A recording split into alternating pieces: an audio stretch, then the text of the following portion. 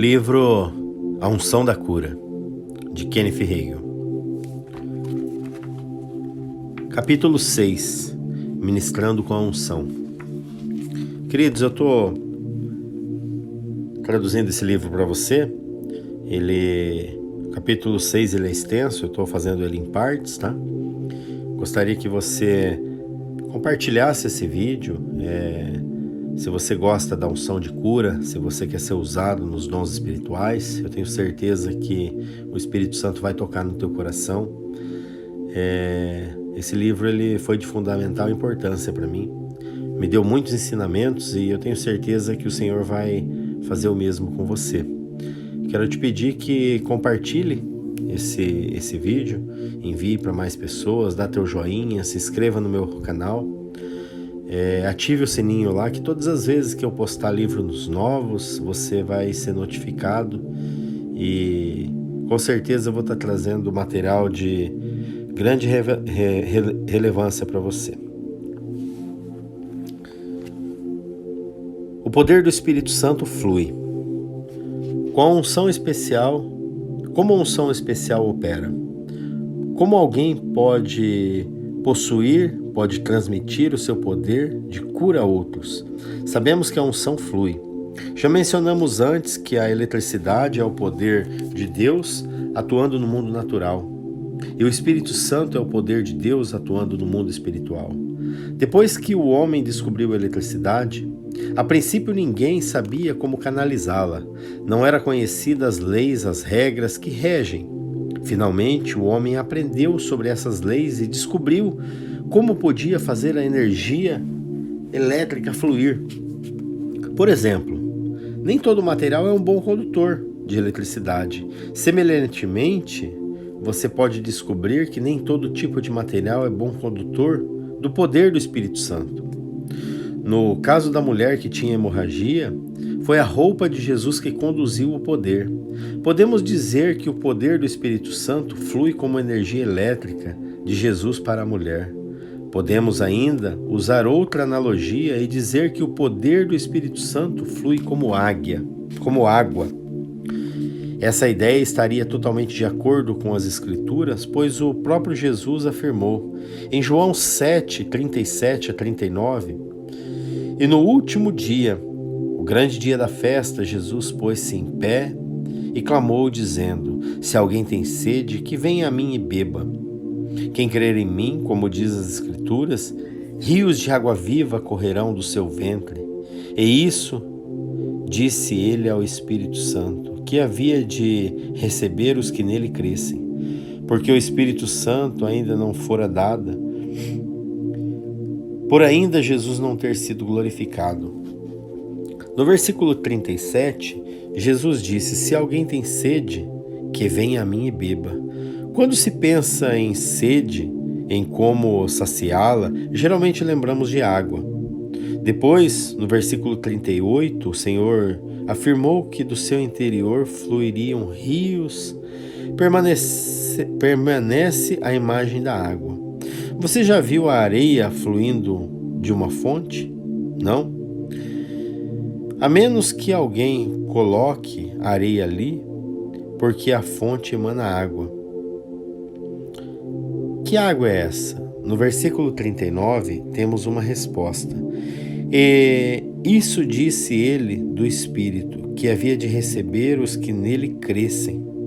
Porque o Espírito Santo ainda não fora dado, por ainda Jesus não ter sido glorificado. Assim podemos dizer que o Espírito Santo, a unção, flui como água. Certamente no seu tempo, do seu ministério terreno, Jesus não poderia usar a ilustração energia elétrica para descrever o operar da unção, porque as pessoas não saberiam sobre o que ele falava. A água, porém, era conhecida de todos. Transferência do poder do Espírito Santo. O Espírito Santo é conduzido como eletricidade e flui como água. Sabemos que uma pessoa não pode ungir a si mesmo com o poder do Espírito Santo. Deus dá unção, mas, sendo ela tangível, pode passar de uma pessoa para outra. Lemos sobre a transferência de unção no caso de Elias e Eliseu, em 2 Reis 2, verso 9. Evidentemente, algo similar ocorreu quando Jesus convocou os 12 apóstolos, dando-lhes autoridade e poder, em Mateus 10, 1. Uma vez que Jesus tinha o Espírito e a unção sem medida, chamou os 12 e os enviou. A Bíblia diz que deu-lhes poder. Onde Jesus conseguiu tal poder? Deus ungiu a Jesus de Nazaré com o Espírito Santo e com virtude, em Atos 10, 38. Deus ungiu a Jesus. Foi assim que Jesus adquiriu esse poder de Deus. Já dissemos que o Pai é quem dá a unção. Uma pessoa não pode ungir a si mesmo para o ministério ou simplesmente decidir fazer isso a outro qualquer. Muitas vezes, porém, a unção é transferida de uma pessoa para outra, como no caso de Elias e Eliseu, de Jesus e os 12, e depois dos 70 discípulos. A palavra de Deus diz mais sobre isso no Antigo Testamento, referindo-se a Moisés e a Josué. Em Deuteronômio 31, verso 14 e 23, e disse o Senhor a Moisés: Eis que os teus dias são chegados, para que morras. Chama a Josué, põe-os na tenda da congregação, para que eu lhe dê ordem. Assim foi Moisés e Josué, e se puseram na tenda da congregação. Verso 23. E ordenou-lhe Josué, filho de Num, e disse: Esforça-te, anima-te, porque tu meterás os filhos de Israel na terra, e eu lhe jurei, e serei contigo. Em Deuteronômio 34, verso 9, e Josué, filho de Num, foi cheio do espírito de sabedoria, porquanto Moisés tinha posto sobre ele as suas mãos. Assim, os filhos de Israel deram ouvido e fizeram como lhe o Senhor ordenara a Moisés. Josué tinha o mesmo espírito de sabedoria que Moisés, porque este impusera suas mãos sobre ele.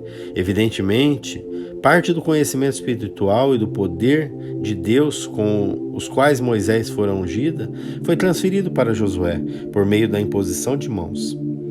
O poder de Deus é tão transferível. Já vemos isso nos evangelhos, e chamando os 12 discípulos, deu-lhes poder sobre os espíritos imundos para expulsarem, para curarem todas as enfermidades e todo o mal. Mateus 10:1. A palavra grega, traduzida aqui poder, também significa autoridade. Por outro lado, seja autoridade literal ou poder, ou como os discípulos curavam os enfermos e expulsavam os demônios, pelo poder de Deus. Jesus ministrou primeiramente por meio do poder da cura. E assim que primeiramente Jesus curava os enfermos e expulsava os demônios, pela unção da cura ou pelo poder de Deus. Assim sendo, como ele enviou os seus discípulos para fazerem as mesmas coisas, enviou-os para ministrar com base no poder pessoal deles, os discípulos saíram com o poder humano para fazer as mesmas obras que Jesus. Só porque o mestre havia dito, ide? Não. Se assim fosse, eles já poderiam ministrar antes de serem enviados. Eles tiveram de receber o poder do Espírito Santo para realizar as obras semelhantes às de Jesus Cristo. O equilíbrio da fé e do poder. Isso é algo muito interessante que nos levará de volta a um pensamento já exposto. Por isso vamos ensinando e retornando às mesmas verdades, abordando-as de formas diferentes, como esse é um assunto novo para a maioria dos leitores. Quero esclarecê-lo bem. Jesus autorizou e evidentemente concedeu poder aos apóstolos conforme acabamos de ver.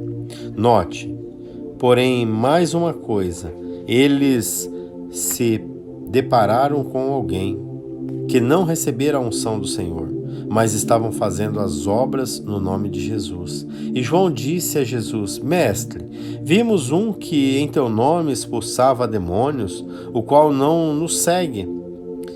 E nós lhe o proibimos, porque não nos segue.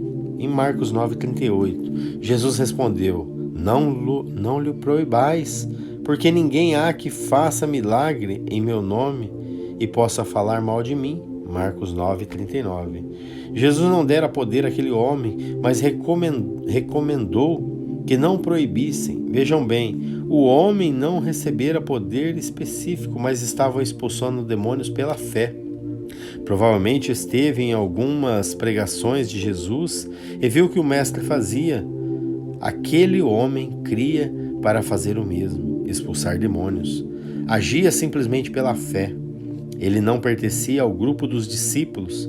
Jesus não tinha chamado e nem dito: eu lhes dou autoridade e poder. Não, aquele homem expulsava demônios pela fé no nome de Jesus e estava simplesmente exercitando a sua fé.